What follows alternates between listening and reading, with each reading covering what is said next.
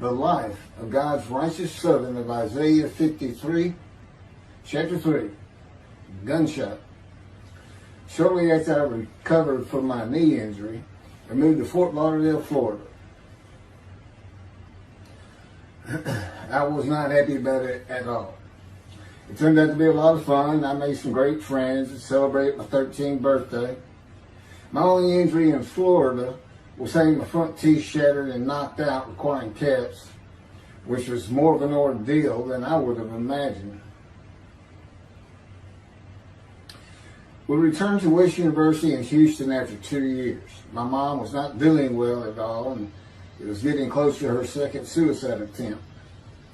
I was back with my old friends and did not have much supervision from home, and I failed ninth grade.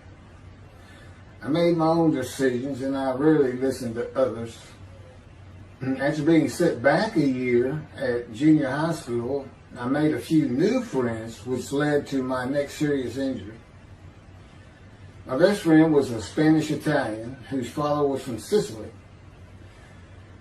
And he kept a machine gun and a violin case in his office at the restaurant he owned, where his son and I were waiters. It was called the Godfather. My friend was the best pool player I've ever known or played with, an absolute natural. I will call him Antonio, but that's not his real name. Antonio's girlfriend was a Jewish girl. I will call her Rebecca, but that is not her real name. Antonio was a Catholic Christian. Rebecca did not practice Judaism, and Antonio did not go to church. I was a confirmed atheist, and we never talked about God or Jesus. Rebecca's father had foreclosed on a ranch about 8 hours from Houston outside of LaGrange, Texas, Fayette County. LaGrange was famous for the Chicken Ranch, which was an illegal brothel that operated from 1905 until 1973. The business served as the basis for the 1973 ZZ Top song, LaGrange, and the Broadway musical, The Best Little Whorehouse in Texas, as well as its 1982 film adaptation. T.J. Flourney was known as the meanest sheriff in Texas. In the coming weeks, I would be interrogated by him outside of Shock Room 3 at Dental Hospital in Houston. This is an excerpt about him from an internet article. It was the most one-sided Texas battle since the Alamo, as 100 citizens watched disbelievingly in the dusty little town of LaGrange, their beefy sheriff, T.J. Flourney, reached into a black 1975 Continental Mark IV and began to shake, by his $300 suit, Marvin Zindler, the star consumer crusader of Houston, Texas. That's from People, June 17th. Next, the sheriff tore off Zindler's blue-white toupee, waved it in the air, and then finally ground the rug under his cowboy boots.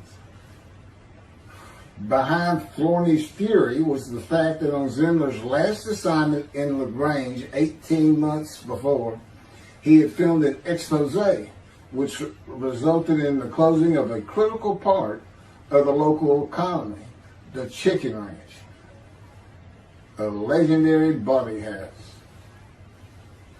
Antonio, Rebecca, and I first went up to the ranch in the summer of 1975. There was a small ranch house and small lakes with horses roaming around loose in pastures. We decided it'd be fun to try and catch one of those horses and go riding.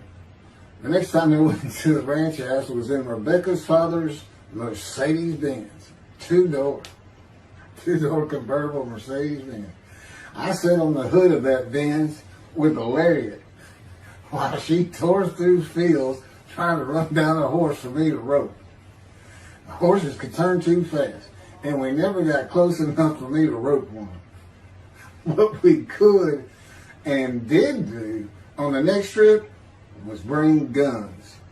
a 30-30 rifle, shotgun, and two 22 caliber pistols with holsters. As a backdrop, Antonio and Rebecca had broken up as boyfriend and girlfriend, and her attention had turned to me. I did not believe that caused any friction between Antonio and me, but it should have. It did not seem to be a source of animosity of Antonio towards me in any event. On October 5, 1975, we were all back at the ranch having a great time. Tony and I were shooting at cans with our pistols and practicing a quick draw from the holsters. We were standing shoulder to shoulder about 3 feet apart, and he was a little forward of me. Rebecca came up behind us, between us, and said she wanted to shoot. Antonio passed his gun to her, and it fired when it was going by me. The bullet went on a straight line through my bladder, intestines, and colon from the front right and lodged in the back of my left buttock in my backside. I could see the trajectory in my mind. I fell to the ground, and Antonio fell on top of me, rolling me over and over. I think he was looking for an exit of the bullet. I told him to get me to a car and get to a hospital. Felt like Babe Ruth had swung a bat up between my legs. I never once thought of God. On a big ranch, there are several gates for different sections of land and different purposes, usually with chains and a lock. When we got to the first one, I told Antonio, drive through it. I told him to ram it.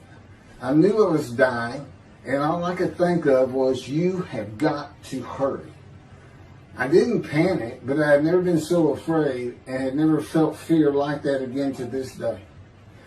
Sometimes I think I have forgiven Antonio for accidentally shooting me, but I have not and cannot forgive him for stopping at those gates. I'm still mad about it. I was seriously angry at him. We got to the LaGrange Hospital before noon on a Sunday. They had to call the doctor to come in. I asked the nurse for something for pain, and she told me my vital signs were too low. That if she gave me a shot of morphine, I'd drop dead right there. It would kill me. No pain medication. The doctor came and looked at me and said there's nothing they could do there. He told me they were getting an ambulance to take me to Houston, Ben Taub Hospital, where they operated on gunshot victims all weekend long and do to this day. It's a trauma hospital. Many young doctors from Baylor University, all around the state. It's a high desirable place to be because you're cutting all. If you want to be a surgeon, you're cutting all day long. I knew one thing with a certainty. I could not pass out or fall asleep. If I did, I would not come back. In an ambulance, I talked to two fellas that were tending to me, as much as anything to stay awake. I asked them such things as what it was like to be married, graduate high school, have a career job, but my mind repeated over and over, you have got to hurry. We arrived at dusk. This happened before noon when I got shot, so now it's getting dark. When the ambulance opened, my brother jumped in to help. My mom was standing by the entrance to the shock rooms in her fur coat. She later told me that since Ben Taub was a public hospital, it might help if they thought we had money. I didn't see my dad, but my sister told me later, the whole way to the hospital, all he could say was, to God, please don't take my boy from me. I had stayed awake for some 6 to 8 hours in awful pain. They took me to shock room 3. It was filled with people giving orders and very loud. On the table, the nurse told me she had to put her finger in my bottom, which embarrassed me. And I raised up like a sit-up and saw nothing but blood rushing from my bottom onto the table. You have to hurry is all I could say. They finished prepping me for surgery and rolled me to a hall in a line of others awaiting surgery. Then someone was saying my name, and I opened in to see T.J. Forney, Sheriff of LaGrange. He wanted to know if I'd been shot intentionally, what we were doing at that ranch, did we have permission to be there, and et cetera, et cetera. I told him I thought it was an accident and to leave me alone. I never saw him again. I didn't have to wait long. The orderlies bypassed everyone in front of me and took me to surgery. I awoke in a large room with about 10 beds on my side of the room and 10 beds on the other with other patients, and I could hear moaning and crying here and there. It took a few moments to remember what had happened and why I was in there. I fell back asleep, and when I awoke, my dad was telling me he would have me out of there into a private hospital as soon as possible. It was the next day when they transferred me to the Methodist Hospital in the medical center where they had operated on my knee, and I had spent weeks there. I had a hose with a bag coming from my bladder and a colostomy, an opening called the stoma, which is your intestine on the outside of your abdomen, with a bag over it for going to the bathroom. I was out of danger from dying, but still very weak, and I needed to gain some weight. The track team was already getting together, running distance and cross-country workouts provided by the coach, preparing for track meets in the following school semester. I lived about a half mile from the high school.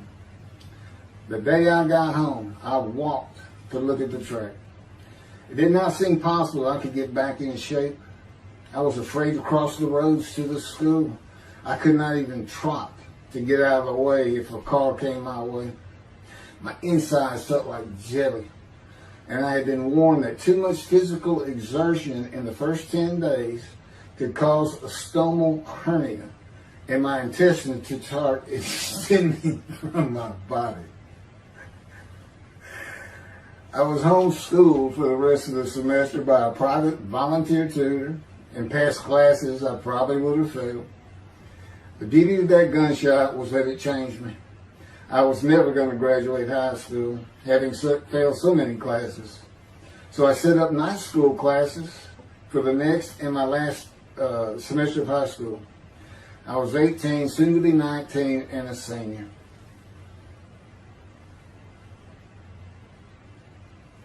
Chapter 4, College and Law School. Before the summer of 1975, one of my best friends on the track team, who threw the discus and shot put in field events and was a senior, told me he wanted to do something big the coming summer before starting college at Louisiana State University, LSU. I was only a junior and I had no plans for the summer. He mentioned this to me, and I began thinking about how long it had been since I had been to Colorado. My father, who had really good years and many so-so years, depending on how the oil and gas industry was doing. And when I was in junior high school, he had sold some prospects, had completed a few wells, and had purchased a condominium in Pagosa Springs near Durango, Colorado. My friend's name was Keith Miller, and I called him Miller.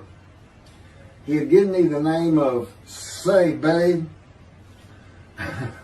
At one of our night track meets, I was running the 330-yard low hurdles, and the last turn was behind bleachers where the officials lost sight of us for a few moments. A runner to my left veered out of his lane into mine and took my hurdle, and I had to slow down and go around it, yelling, "Hey man, that's my hurdle." I wasn't happy. I do not remember how Miller knew what I had yelled, but he was probably on the football field inside the track, working on shot put and discus, watching me run and hurting me. I did not really know him very well at this time, other than he was the popular senior who knew everyone, in stark contrast to me. On the following Monday, I was walking down the halls between classes, and coming in the other direction was Miller, though I did not see him. Then as he was passing me in a loud voice, loud enough for everyone in the entire hall to hear, I hear, "Say, babe, that's my hurt."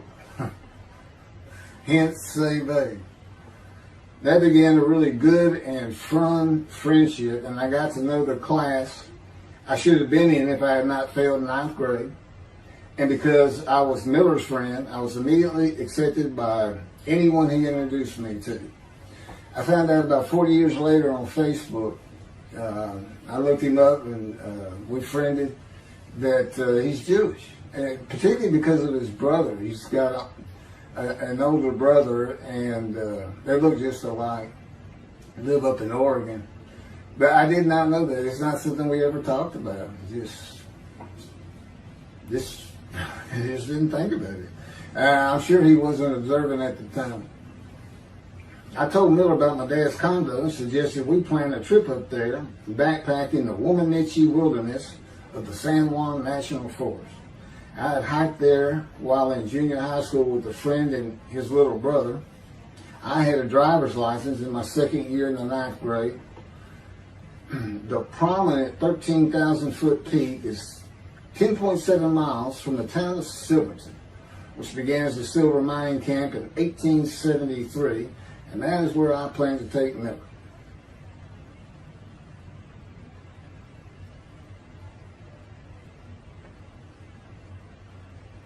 So Miller and I take off. We use his car.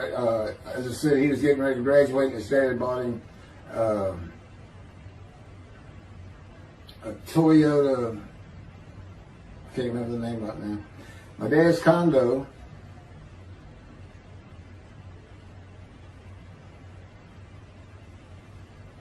was about 60 miles from Durango, where a train depot is located that runs a train through the Womanichi Wilderness to Silverton. The train is an authentic, narrow-gauge, steam-powered, coal-fired, scenic railroad train ranked one of the top 10 scenic railroads in the world. It's something else. It stops twice in the same places to let off and pick up hikers and backpackers in the Animas Canyon of the Womanichi. At top speed of 18 miles per hour, it takes the train 3.5 hours to travel the 45 miles from Durango to Silverton. Oh, here it is. Miller had a new Toyota Celica. And after a day and late into the night, we made to Pagosa, slept, and we're at the train station before the first departure the next day. I don't know what the problem was, but the train was not going to run that day. So we couldn't get to where I wanted to take him. It's just too far. We decided to get a hotel in Durango and just head down the train tracks into the wilderness and explore an area I had never seen in with the maps. We got lost. And at one point we decided, let's just put these backpacks down and you go that way and I'll go this way. Well, we did that. We met back up, and then we couldn't find our backpacks. And we did finally find them. We slept that night, and we had a big black bear episode because we had left some food out on the ground, which we shouldn't have done. And but anyway, we ended up making it back, and we had one of the best party nights I've ever had in my life. We hit the main street in Durango, which is a tourist hotspot, and we hit every single bar. You could drink at 18 back then. It wasn't 21 as it is today. And we did. We made sure it was like a go. Okay, let's go there. Every one of them had at least one drink: shot of whiskey, Boilermaker, beer, whatever. I can't really recall other than I knew I had been drinking the night before when I woke up. But we did. We hit both sides of the street. I don't know how long it took us and how many drinks we had, but we just had a lot of fun.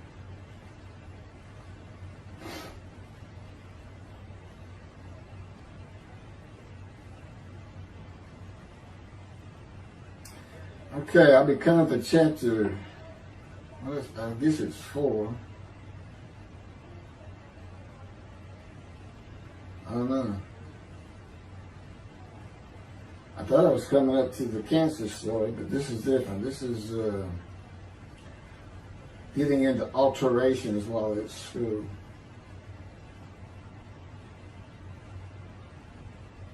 So anyway, I was shot on October 5, 1975, and by early December, so it's October 5, and then in early December, I had surgery again to put my intestines back together, which was, it was dicey. They kept telling me, we don't know if we can reattach. There's people like Bob Hope lived his whole life with one of these stonal deals. And it's just a horrible thing. It was successful. They put it back together, and they removed my bladder tube. The girl next door, who I had never talked to other than to say hey or hello, and who also went to high school with me, had been coming over daily, and she agreed to be my girlfriend when I asked her a few months later. I did my night school and graduated last in my class, or close to it, of over 400 people. In late December, I began running with the track team. Now, I had surgery early December, and I already got out there with them, which was difficult. Pulling 2 tires on the cinder track. There's a rope, 2 tires, and you put a harness around your waist. I had to put mine high up on my shoulder. On the cinder track for a lap and a half, 660 yards with 2-minute intervals, 6 times was the toughest. My speed and quickness were still there, but distance running and my endurance, it took quite a while to come back. In early February, just about 3 months after being shot, I won my first 120-yard high hurdles race at a track meet that was fast enough to qualify at the upcoming district track meet for the regional track meet. Winning at the regionals would place me in the state track meet. I was fast, but my disfigured right arm really held me back. Then my heart was broken, and I cried for the first time since I was a child, as best I could remember. My coach, who really liked me, he understood the effort I had put in to get back in shape. Called me to his office, and I knew something was wrong. He told me I could no longer be on the track team. I had too many semesters of school to be eligible according to the eligibility rules. It was because I had failed 9th grade.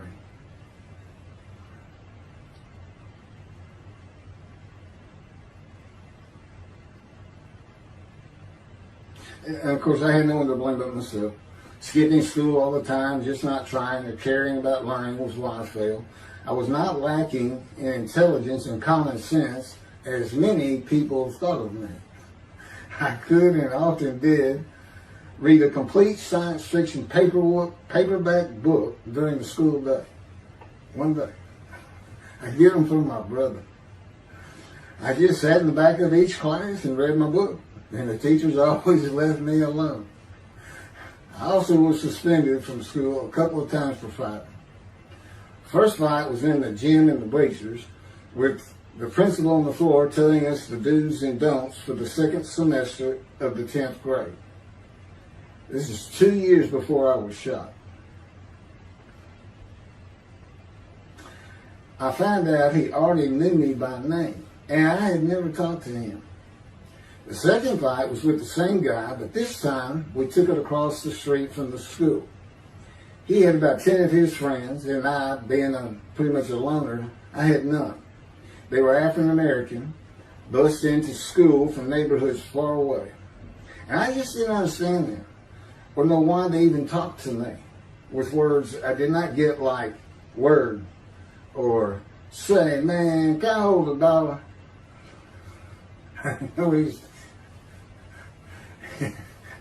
That is what started the fight in the bleachers. I hear from behind me, and one stood to my left, saying, man, can I hold $1? I turned around and just looked at him. And finally said, I did not have $1. Ordered with the principal, I undid my ponytail. Mind you, he's sitting right behind me, and I'm well aware of that. And I brushed my long blonde hair and then reached into my pocket for some chapstick for my lips. When I pulled my hand out with the chapstick, turned out I did have a quarter. And from behind me, I hear, "Say, man, you said you don't have no quarter." To which I replied, turning around, "I don't have a quarter for you." The next part is kind of hazy. But I do know I grabbed him by the front of his shirt and threw him down the bleachers onto the students sitting below me. That is when the principal yelled my name and told me to go to his office. The next day, the guy and his friends were waiting on me when I got to school, and we fought across the street. Principal had told me not to get into any more fights, and this is the fight I got suspended for. I remember being in, after my suspension, being in the men's room smoking a cigarette in a stall, and a group of African Americans came in, and they were talking about the fight. What I remember was hearing, "That white boy went Muhammad Ali on him." My favorite fighter. I even saw the Ali-Foreman fight in Kinshasa, Zaire, live in Amsterdam in 1974. And some of my best friends in high school were African Americans, mostly on the track team where we could get to know one another. I still had run-ins with the general population of the African Americans, who everyone just called blacks back then. I never used the N-word and thought they would help themselves a lot if they stopped using it. Mostly I think they were angry at being bussed in from neighborhoods far away. In fairness to them, white kids did not seem to like me much either. So, yeah, I looked young even for my young age, and with my long hair, about 6 to 8 inches past my collar, I looked kind of girlish, and many people said that to me. One day a friend of mine told me what it was to him. You never smile and seem to be very angry. Like if someone looks at you crossways, you're going to come after them, daring them to say something, like you want to fight. My next suspension for fighting began in middle shop, and it was all my fault. There's not a big deal to that.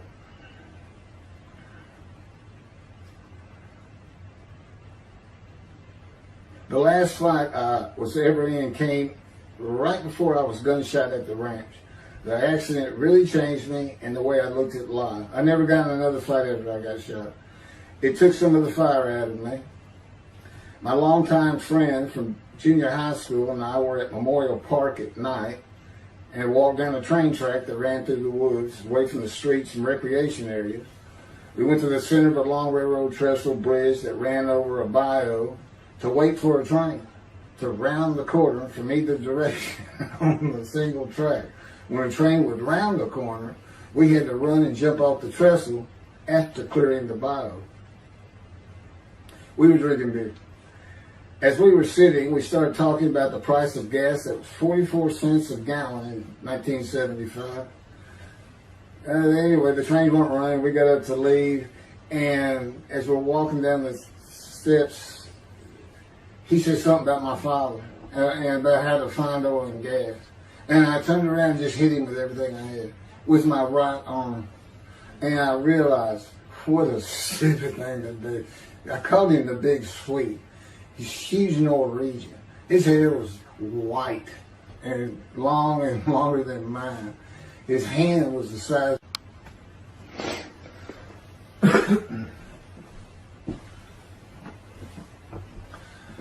And I had nowhere to run. That was the really dumb part of that. I mean, I couldn't move. I couldn't use my quickness. I couldn't box as I had with the fellow across the street.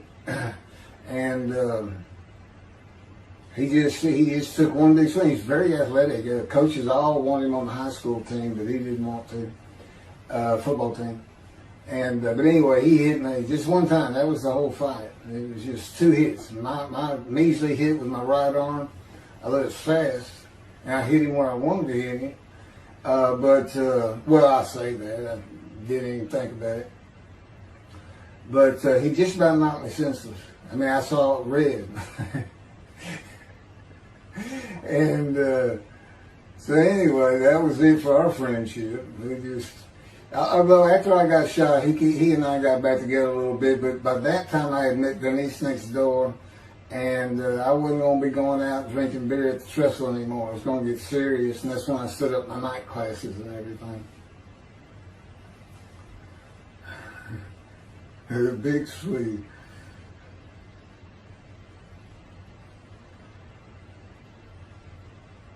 After the gunshot, I stopped seeing old friends, including Antonio and the big Ch.Three, and spent all my time with Denise from next door.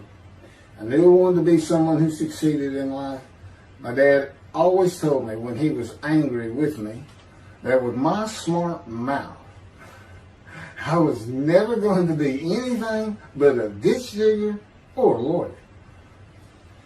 While he said lawyer in a derogatory way, he got me to thinking I'd like to be a trial lawyer. I had to get into college first, and the only school I wanted to go to was Texas A&M University. Anyone who had ever known me would tell you that I was not even close enough to being smart enough to go to any college, much less Texas A&M. I would tell you I had never applied myself to the task of learning. Texas A&M denied my application.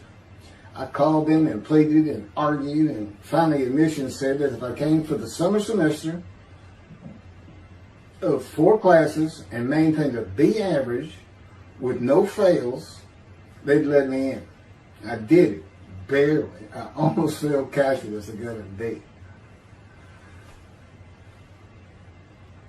Just a quick thing on Texas A&M, because it relates to World War II, which always makes me think of the Holocaust, and how many Aggies were involved in that. Texas A&M enrollment began on October 2nd, 1876, and admission was limited to white males, and all students were required to participate in the Corps of Cadets and receive military training. Many Aggies served in the military during World War II, with the college producing 20,229 combat troops. Of those, 14,123 Aggies served as officers, more than any other school, and more than the combined total of the United States Naval Academy and the United States Military Academy. During the war, 29 A&M graduates reached the rank of general. Texas A&M is more than a great university. It's the home of the Aggie family with a long history of spirit and tradition. And I'm going to pass through all that. You can read, I got all this from Wikipedia.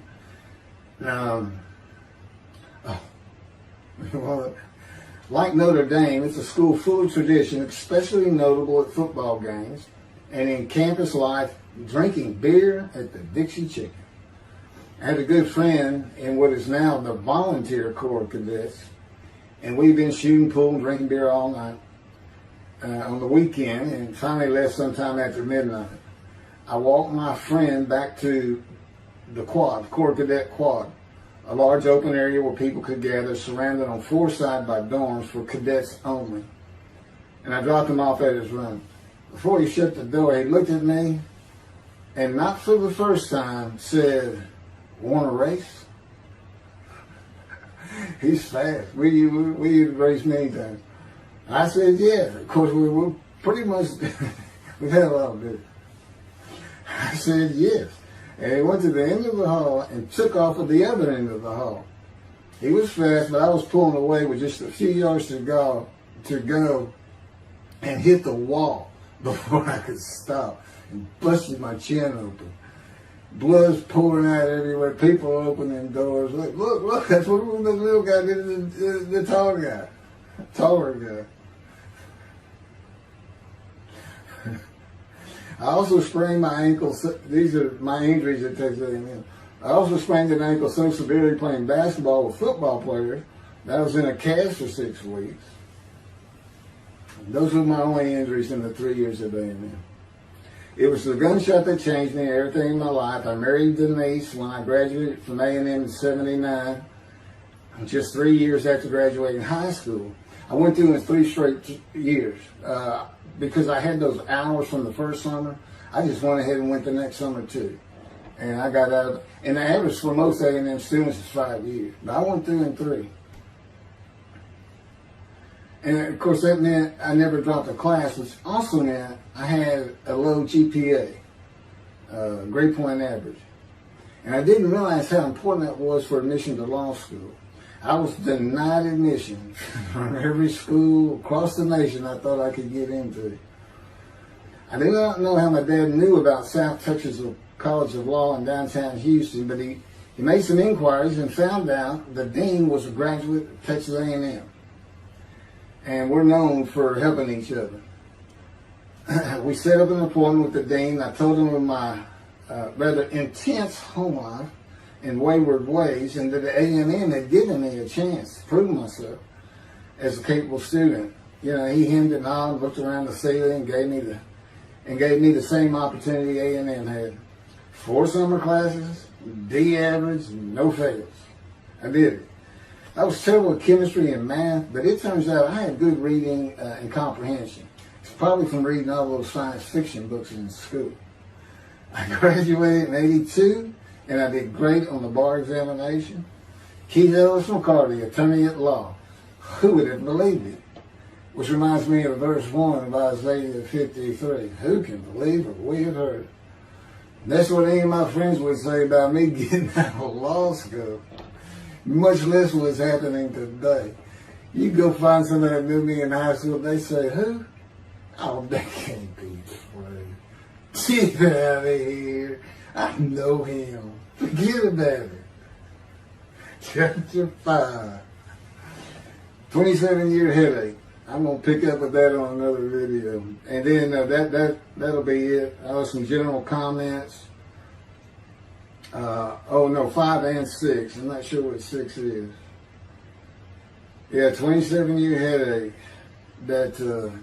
I'll go ahead and mention God in one of these accidents. And I won't say anything about the dog who took a hard left between my legs. Just about severed my knee, my leg at the knee. I won't mention that. Or hitting the big Swede on the track. Unbeknownst to me, my arm just took off. I wouldn't have hit him with my right arm. The things he has shown me. And getting gut shot. Yeah, I think I would have figured out, you probably shouldn't be hanging out with this fellow anymore if you're going to be talking to his ex-girlfriend in front of him. Little things like that, he controls my perception. Little things like that in my life to make sure I am the man of Isaiah 53. If anybody thinks I'm going to back off saying that, they're wrong. I have been through too much. My whole life is dedicated to this time, the day of the Lord. As a matter of fact, what about my day? What about my day? Well, he said, well, first of all, God's speaking with you and living with you. Most people say that's pretty good. I said, yeah. But anyway, here's something he's promised me that he lets me check out all the time. And I'm going to put on the screen.